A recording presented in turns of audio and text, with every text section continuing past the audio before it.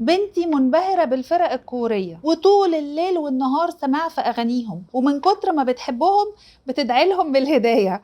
بتقعد 14 ساعة على التليفون. بنت حضرتك جميلة وقلبها بريء وعندها حسن نية كده وطيبة، ربنا يبارك فيها وفي قلبها يا رب. أنا هقف على حاجة واحدة، يعني ايه بتقعد 14 ساعة على التليفون؟ مفيش حاجة اسمها ابني ولا بنتي بيقعد 14 ساعة على التليفون يا جماعة. في حاجة اسمها مدرسة ومذاكرة وواجبات وترفيه على التليفون وترفيه بعيد عن التليفون، وفي حاجة اسمها مسؤوليات وفي حاجة اسمها اجتماعيات.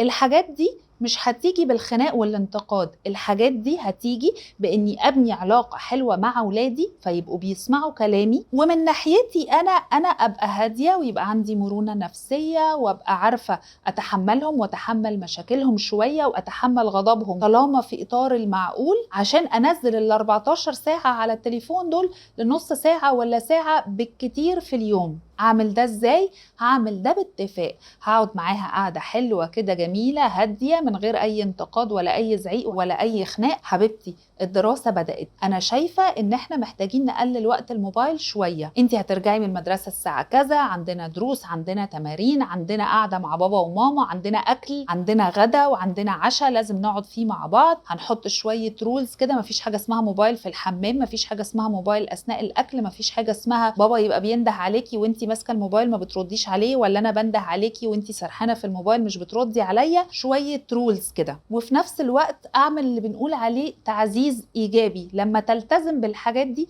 حتى لو بنسبه 40-50%، اكافئها واشجعها واخرجها خروجه حلوه او اجيب لها هديه حلوه، عشان ابرمج مخها ان لما بلتزم بالحاجات اللي ماما بتطلبها مني بتكافئ، زي ما انا لما مش بلتزم بتحرم من الموبايل وبتحرم من الخروج وبتفضل تتخانق معايا وليلتي بتبقى سودة. ونقطة كمان في منتهى الأهمية بحس إن أمهات كتير بتفتقدها في معاملتهم مع أولادهم فيما يخص الاتفاقات. المتابعة يا جماعة، مفيش حاجة اسمها إني أتفق مع بنتي ولا ابني على حاجة مرة واحدة وأتوقع إن خلاص هتتحسن والمشكلة هتنتهي وهتسمع كلامي طول حياتها بعد كده. لازم يكون في متابعة، ولازم ولادي يحسوا إن أنا عايزة أساعدهم. طب يا حبيبتي إيه اللي بيخليكي تنشغلي بالموبايل؟ طب إزاي أقدر أساعدك إن الموبايل يقل شوية فتقدري تركزي في مذاكرتك بشكل أحسن؟ طب هل مثلا أخوكي الصغير بيعمل دوشة جنبك فما بتعرفيش تذاكري فبتروحي ماسكة الموبايل؟ واسمع منها إيه المشكلة وحاول بجد أحلها لها. الولاد بيبقوا أذكياء جدا وبيعرفوا الفرق بين أنا عايزة أساعدها فعلا تحل المشكلة